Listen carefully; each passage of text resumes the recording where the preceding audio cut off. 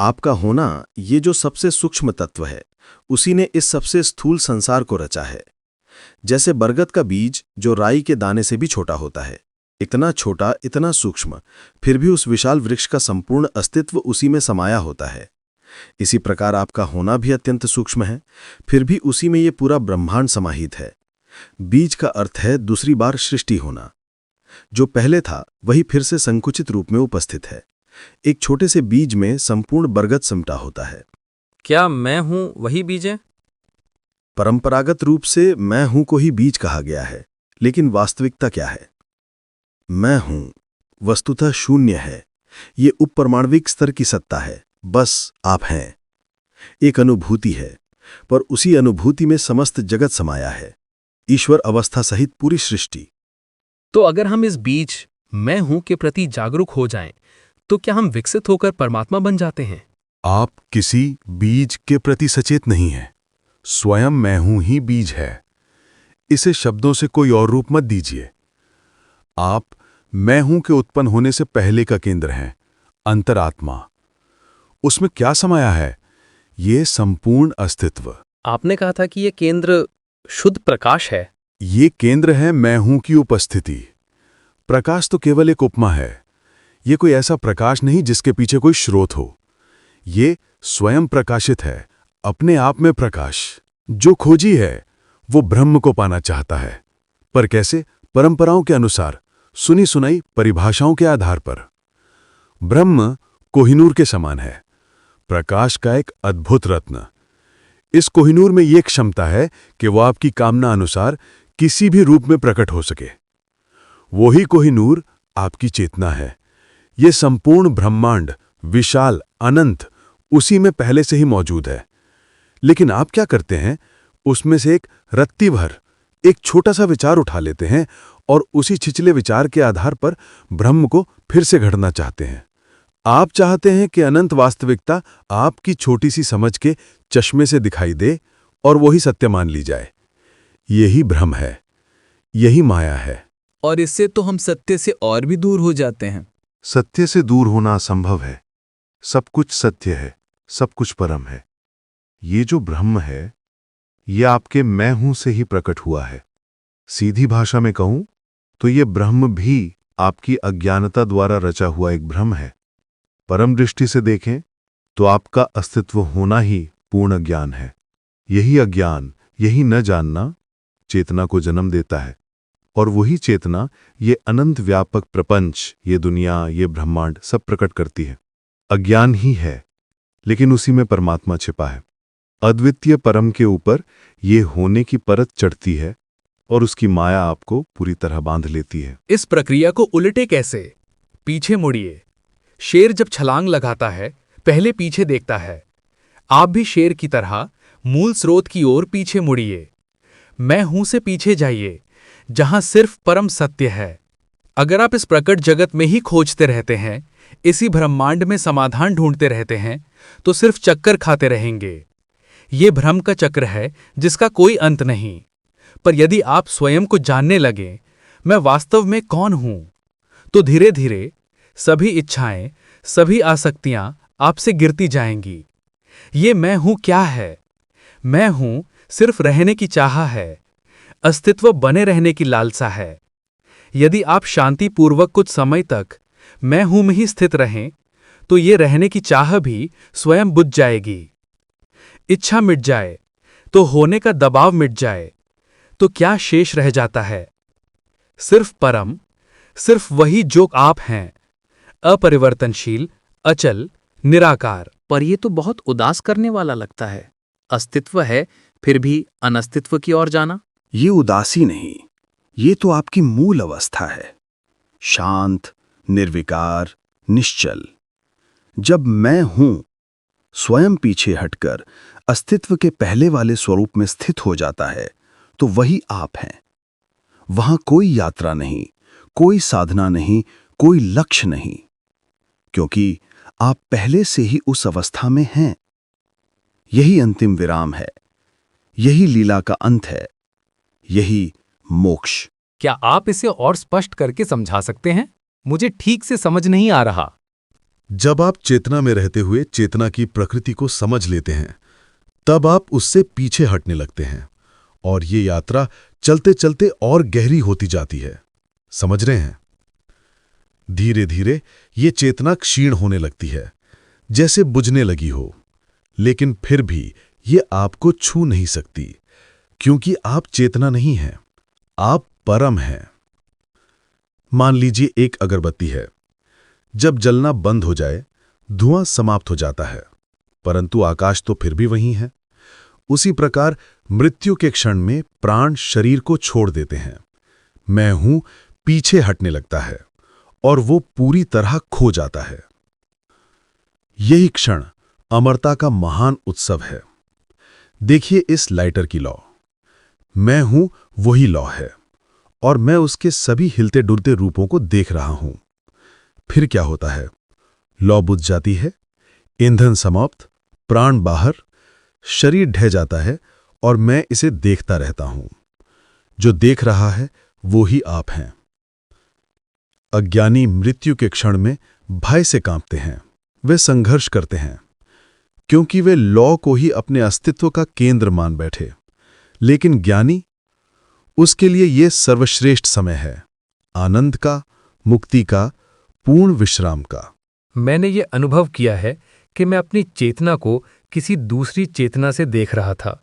मुझे पता था कि मैं जाग रहा हूं, लेकिन मैं खुद को ऐसे देख रहा था जैसे कुछ दूरी से। मेरी भाषा में यही स्वप्नावस्था है, लेकिन मेरे लिए तो ये मेरी चेतना को देखने वाला साक्षी था। जो भी भिन्न भिन्न रूप और अनुभव आप देखते हैं, वे सब चेतना के भीतर की ही गतिविधियां हैं। जैसे आप टीवी देखते हैं, अलग अलग दृश्य दिखाई देते हैं, तरह तरह की जानकारी मिलती है, लेकिन टीवी के अंदर कोई व्यक्ति बैठा नहीं होता। पीछे एक मूल शक्ति काम करती है, जो रिकॉर्ड भी करती है और प्रकट भी करती है। टीवी पर दिखने वाली हर चीज उसी मूल तत्व का खेल है। ठीक इसी तरह जो भी आप बाहर देखते हैं, सुनते हैं, अनुभव करते हैं, वह सब उसी मूल सिद्धांत की अभिव्यक्ति है, उस चेतना की जो कहती है मैं हूं। वेदांत में इस मैं हूं की अवस्था को कई नाम दिए गए हैं, महत तत्व, मूल माया और भी अनेक। जो भी कुछ प्रकट होता दिखता है, वह सब इस मैं हूं ज्ञान की पुष्पित अवस्था है।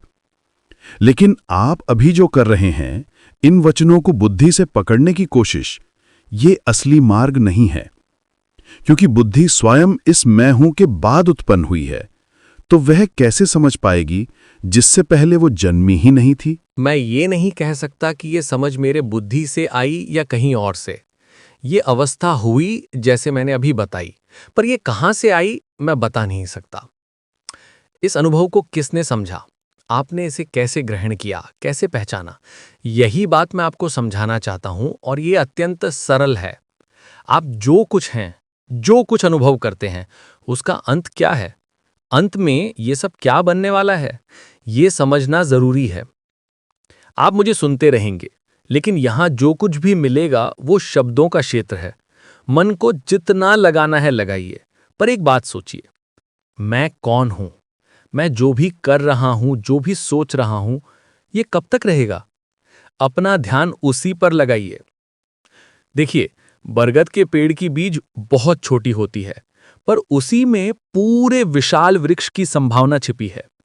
क्या आप पेड़ को दोबारा बनाने के लिए उसकी हर शाखा, हर जड़, हर पत्ती का अध्ययन करेंगे? नहीं। आप केवल बीज को पहचानेंगे, उसे बोएंगे और वृक्ष प्रकट हो जाएगा। आपका बीज क्या है? ये ज्ञान मैं हूं। यही धागा है जो आपको इस संसार से जोड़ता है। तो इसी को देखो, खोजो, जांचो। यहीं पूरे रहस्य की कुंजी छिपी है। एक पानी की बूंद को देखिए, अंदर भी पानी, बाहर भी पानी। आकाश को देखिए, अंदर भी वही शून्य, बाहर भी वही शून्य। ठीक ऐसा ही मैं हूं है। उसका भीतर भी मैं हूं, बाहर की अभिव्यक्ति भी मैं हूं। यदि ये मैं हूं की अनुभूति ही ना रहे, तो दुनिया आपको क्या कष्ट दे सकती है? इसलिए यही सबसे महत्वपूर्ण बिंदु है। इस मैं हूं को पहचानो, इसके मूल को खोजो। इसी स्तर पर खोज पूरी हो सकती है। यही जानना है इस सब की जड़ क्या है? कारण मेरे दिमाग में है।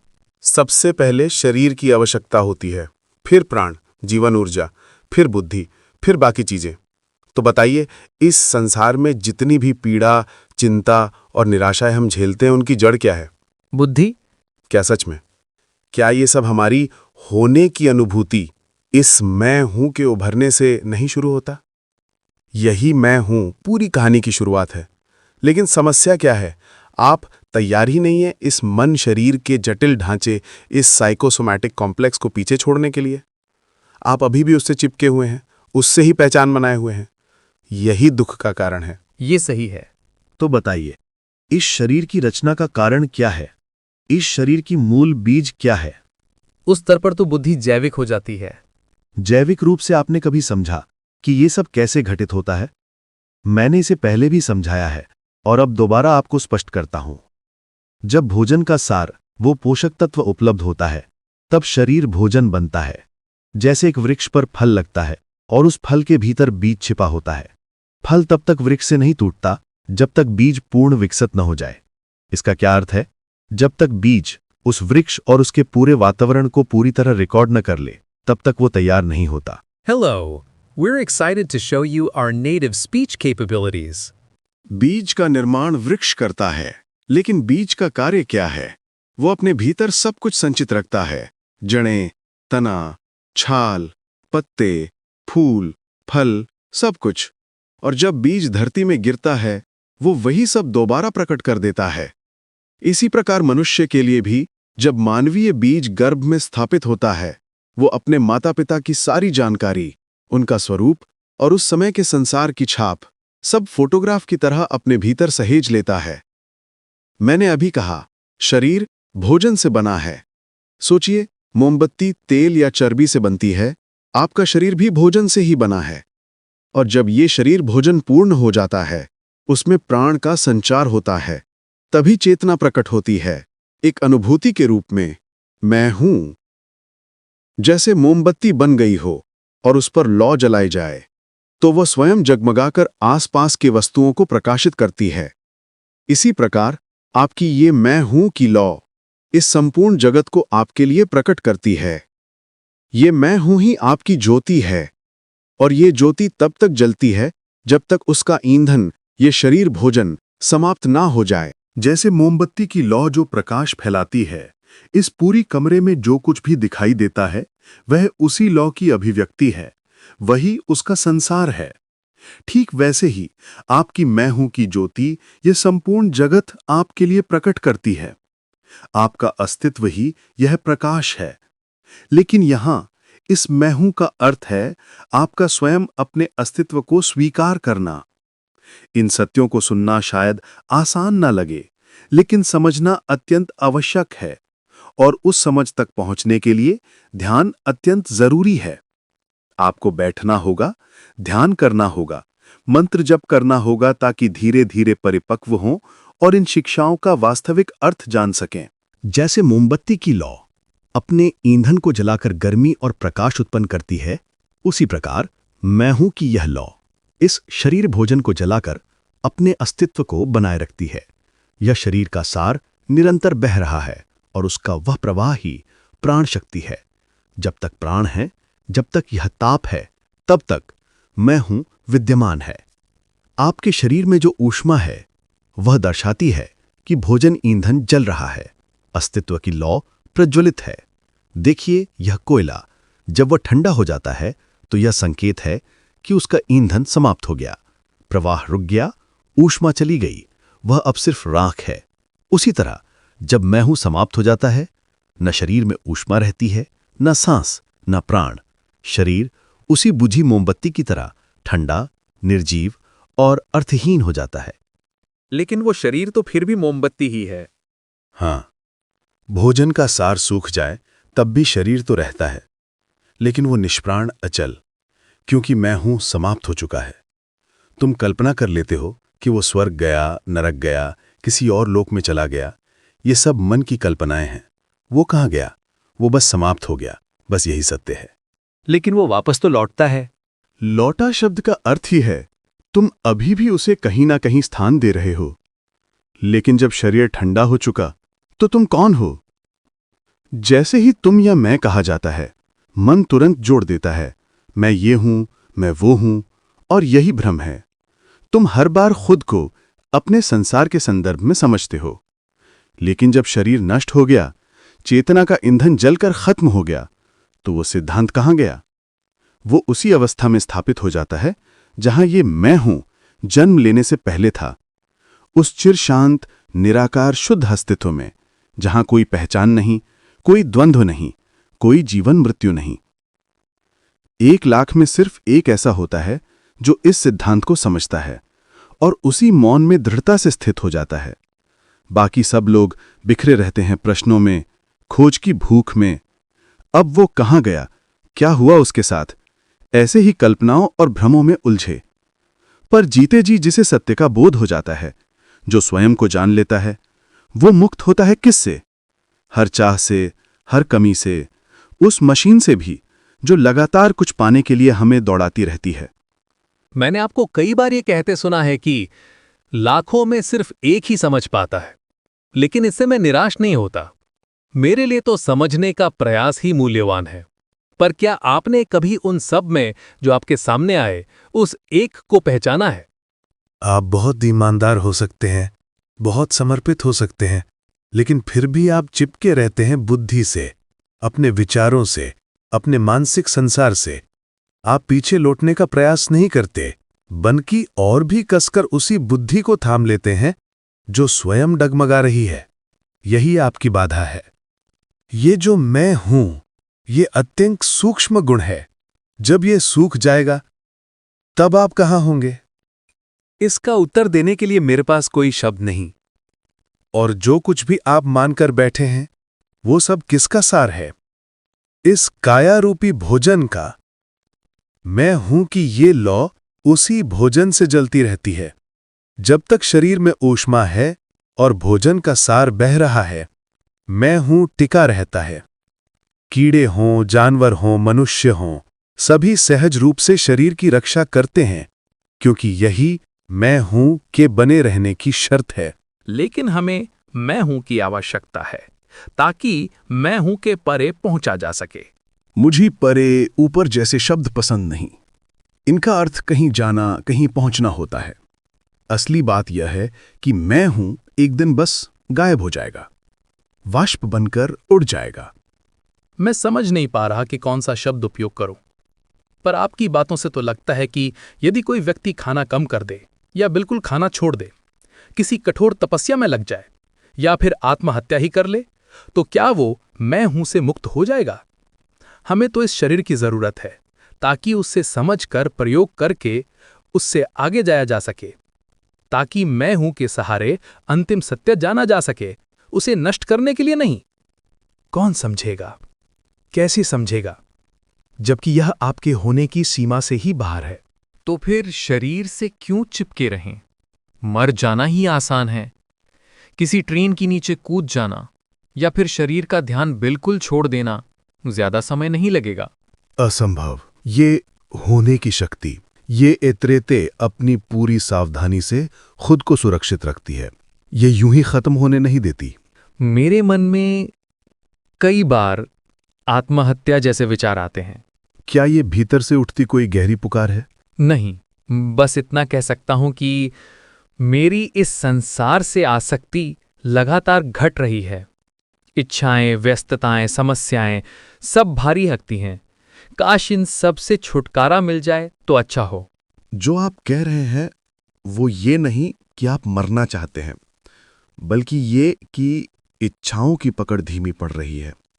आप अभी भी उन इच्छाओं को दिल में छिपा के रखते हैं, त्यागा नहीं है। ये भी सोच लेना कि अगर मैं मर जाऊं तो अच्छा हो, ये सत्य नहीं है। मैं जब झूठ कहता हूं तो मेरा अर्थ यह है कि यह आपके सत्य स्वभाव से नहीं उठ रहा। आपको कैसे पता कि ये इच्छा वास्तविक नहीं है? क्या मैं तुमसे अलग हूं? तुम और मैं एक ही सत्य हैं। इसलिए जानता हूं, जो कुछ मैं कहता हूं वो मेरी अपनी अनुभूति है। किसी ब्रह्मा ने मुझे नहीं कहा। अगर मेरी ये कहानी तुम्हें भाती है, अच्छा है, वरना तुम उठकर जा सकते हो। जब मैं मृत्यु की बात करता हूं, जब मैं कहता हूं कि मैं संसार से अलग हो रहा हूं, तो सच में ऐसा लगता है कि हम दोनों एक हैं। ऐसा लगता है, इसका क्या अर्थ है? मतलब जब मैं अलग होने की बात करता हूं, जब मैं मरने की या इससे छुटकारा पाने की बात करता हूं, तब भीतर बहुत गहरी एकता का एहसास होता है। सुनो, एक होने का एहसास और वास्तव में एक हो जाना, दोनों में बहुत अंतर है। कोई व्यक्ति खुद को बहुत धनी समझ सकता है, लेकिन संपत्ति न हो तो वो केवल कल्पना है। और कोई वास्तव में धनी हो तो वो तथ्य है। मैं जो कहता हूं वो मैंने जिया है, ये मेरा अनुभव है, किसी शास्त्र का उद्धरण नहीं। परम सत्य के दृष्टिकोण से तुम अभी अपने अस्तित्व के दृष्टिकोण से भी स्पष्ट नहीं हो और सीधे परम की बात कर रहे हो। पहले वहीं से बोलो जहां तुम हो, इस अनुभवित मैं हूं से। अगर बीज शरीर में है, मुझे शरीर की बातें मत बताओ। शरीर तो केवल भोजन से बना एक आवरण है। तुम मैं हूं, वही वास्तविक बीज हो, उसी के बारे में बताओ। क्या आकाश इस अस्तित्व का बीज हो सकता है, जैसे शरीर का बीज होता है? क्या आकाश अस्तित्व का बीज है? नहीं, ये पूरा आकाश, ये ब्रह्मांड सब तुम्हारे मैं हूं के भीतर प्रकट है। आकाश तुम्हारे अस्तित्व में जन्म लेता है, न कि तुम आकाश में। जब हम इस मैं हूं की जांच करते हैं तो समझ आता है कि हम ही इस मैं के निर्माता हैं। तो क्या ये कहना सही है कि सृष्टि कभी अपने सृष्टिकर्ता को नहीं जान सकती? यह सब केवल शब्दों का खेल है, मान्यताएं, कल्पनाएं, सिद्धांत। उदाहरण के लिए, माता पिता बच्चे को जन्म देते हैं और बच्चा अपने माता पिता को जान सकता है, लेकिन यह भी केवल एक धारणा है। उसे बताया गया कि ये तुम्हारी मां है, ये तुम्हारे पिता हैं, और साथ ही ये भी बताया गया कि तुम ये हो। सच में ये सब क्या है? सतत जोड़े जाने वाले कॉन्सेप्ट्स, विचारों पर आधारित पहचान। सत्य नहीं, सिर्फ मान लिया गया सत्य। जब हम अपने भीतर पूछते हैं मैं कौन हूं, तो एक समझ सी उभरती है, जैसे मैं हूं को कोई सहारा मिल गया हो। ऐसा क्यों होता है? यदि सहारा ही चाहिए तो माता पिता को देख लो। पर समझो, माता पिता कब माता पिता बनते हैं?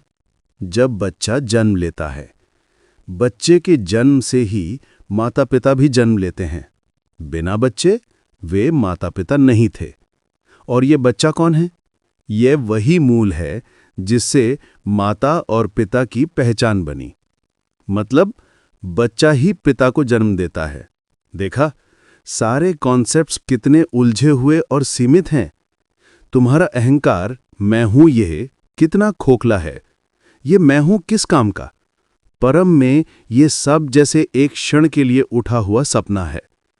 परम से ही ये अस्तित्व उठा और पूरा खेल शुरू हुआ। अगर अस्तित्व मैं हूं स्वयं को नहीं जान सकता, तो फिर कौन जान रहा है? कौन है जो इस उपस्थिति को पहचान रहा है? कौन है जो जानता है कि परम सत्य है? जो जन्मा ही नहीं, वही जानता है। बांझ स्त्री का बच्चा वही इस रहस्य का स्वामी है, अर्थात वो जो जन्म और मृत्यु दोनों से परे है। बहुत से लोग यहां आते हैं, समझ लेकर जाते हैं, साहस लेकर जाते हैं। वे कहते हैं आपने मदद की, पर वास्तव में ऐसा क्यों होता है? क्योंकि मैं परम में स्थित हूं और यहां से मैं इस अस्तित्व, इस मैं हूं को भी देखता हूं। मुझे इस मैं हूं की कोई आवश्यकता नहीं है, पर यह अवस्था अन्य लोगों के लिए अत्यंत मूल्यवान है। उन पर जो भी कृपा होती है वह परम की ही इच्छा से होती है। क्या इस शरीर का प्रकट होना माता पिता की शिक्षा से हुआ या ये स्वतः घटित हुआ? क्या मैंने ये सब किसी शास्त्रीय अध्ययन से जाना? नहीं। यदि आप सच में आत्मसात कर लें जो मैं कह रहा हूं, तो जो आप में फूटेगा, जो आप में विकसित होगा, वो इतना गहरा होगा कि ब्रह्मा देव, जो ज्ञान के देवता हैं, वो भी उसकी सीमा नहीं जान पाएंगे। शून्य से ये होना उठ खड़ा हुआ। इस अस्तित्व में अनगिनत लोक, अनगिनत ब्रह्मांड बीज रूप में सोए हुए हैं। यह विशाल खेल कहां से उठा? शून्य से। ये शून्य ही मैं हूं की जड़ है, मूल माया। और इस मूल माया से आपको मुक्त होना है। इसे पहचान कर छोड़ देना है। जैसे बेकार वस्तु कचरे में डालते हैं। फिर भी इसी में अनंत ब्रह्मांड छुपे हैं, एक अपार महिमा। तो बताओ, आपकी इस चेतना से कैसे देवताओं का जन्म होगा? आप अभी जान ही नहीं सकते। पर ध्यान रहे, इसको दुनिया के सामने मत खोलना। लोग तुम्हें पागल कहेंगे, अपमान करेंगे। अगर कभी किसी ज्ञानी की संगति मिले तो शांत बैठो, कुछ मत कहो, बस देखते रहो क्या जाग रहा है तुम्हारे भीतर, उनके भीतर। आप कहते हैं कि मेरी चेतना ही इस संसार की रचना करती है, तो क्या इसका मतलब है कि हर व्यक्ति अपना अपना अलग ब्रह्मांड बनाता है? हां, हर किसी का ब्रह्मांड अलग है, असीमित ब्रह्मांड, अनगिनत लोक। तो फिर हम दूसरों से बात कैसे कर लेते हैं? अगर वे अपने अलग ब्रह्मांड में रहते हैं और मैं अपने में, तो हम एक दूसरे को समझते कैसे हैं? मैं तो अपनी दुनिया की बातें कह रहा हूं, आप अपनी दुनिया के अनुभव से सुन रहे हैं। फिर ये सहभागिता कैसे हो पाती है? जब आप किसी से बात करते हैं तो क्या वो समझता है कि आप केवल अपने ही ब्रह्मांड की बात कर रहे हैं? नहीं, वो ऐसा नहीं सोचता। तो फिर मेरा ही प्रश्न आप मुझसे क्यों पूछते हैं? इस दुनिया का अनुभव समझ पर आधारित नहीं है। ध्यान से देखिए, एक छोटी सी बेरी को लीजिए, उसकी थोड़ी सी त्वचा हटाएं, अंदर कितनी सारी बीज। अगर उन बीजों को मिट्टी में डाल दें तो हर बीज से एक वृक्ष उगेगा। उन वृक्षों पर फिर वैसे ही फल आएंगे, उन फलों में फिर बीज होंगे, फिर और वृक्ष, फिर और फल। देखते ही देखते एक बेरी से एक वन तैयार हो जाता है। सबकी एक ही उत्पत्ति, सपनों की दुनिया होती है। आप जानते हैं कि सपना क्या है, लेकिन उसकी जड़ क्या है? क्या आपका होना नहीं? आपका अस्तित्व ना हो तो सपना कौन देखेगा? उस सपने में कितने लोग होते हैं, कितनी गतिविधियां? क्या उनमें से कोई ये जानता है कि उनका संपूर्ण संसार आपकी चेतना से पैदा हुआ है, आपके होने से? और क्या आप सपने के बीच ये समझ पाते हैं कि मैं ही इस संपूर्ण स्वप्न का कारण हूं? क्या आप सपने में कह पाते हैं ये सब मैं ही हूं, मैं ही इसकी जड़ हूं? मैं कोशिश करूंगा ऐसा करने की। नहीं, ये कोशिश का विषय ही नहीं है।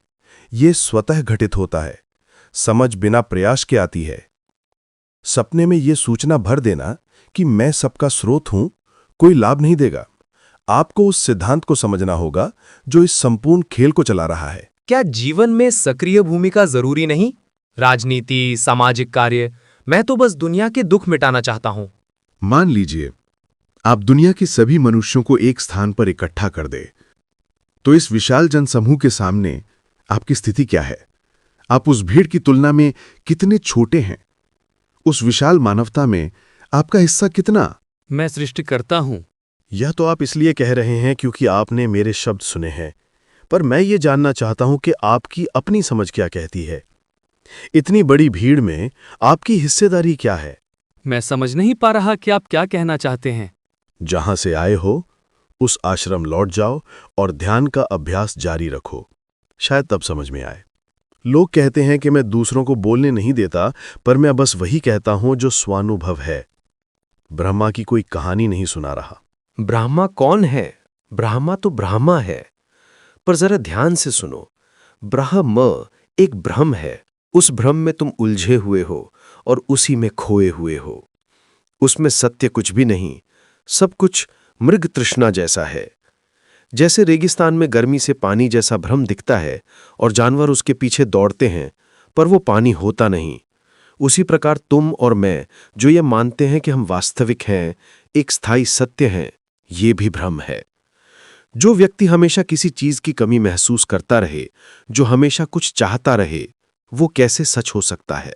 मैं हूं ये भावना गलत पहचान बना लेती है। मैं ये शरीर हूं, और यही प्रमुख भूल सब कष्टों की जड़ है। ये शरीर भोजन है, भोजन रहेगा तभी अस्तित्व की अनुभूति रहेगी। नाड़ी बंद प्राण निकले, मैं हूं कहाँ रहेगा? वो जान भी नहीं पाएगा कि मैं था। जो भी अनुभव है सब शरीर आधारित है, और भोजन नित्य नहीं तो शरीर कैसे नित्य? जब भोजन की मूल शक्ति समाप्त तो सत्ता कहाँ टिकेगी? ये जो अस्तित्व है इसी शरीर निरपेक्ष पोषण के तत्व से उपजा है। हम मान लेते हैं कि ये चेतना, ये मैं, यही शरीर की आकृति है। ये पूर्णतया असत्य है। जब भी कोई प्रश्न उठे, उससे प्रश्न पूछने वाले से ही पूछो, यानी कौन पूछ रहा है, उस पर ध्यान टिकाओ। वो तुम्हारा अपना अस्तित्व है। और यदि ऐसे ही टिके रहे, लोग तुम्हारी समझ देखने आएंगे और तुम्हें महात्मा कहेंगे। इतनी बातों के बाद बस एक बात याद रखो, एक ही बात काफी है, वो अपना काम कर देगी। तुम खाना खाते हो, एक एक निवाला, पर पेट किससे भरता है? पहले निवाले से या आखिरी से? न पहले से न आखिरी से। तो फिर खाना क्यों रोक देते हो?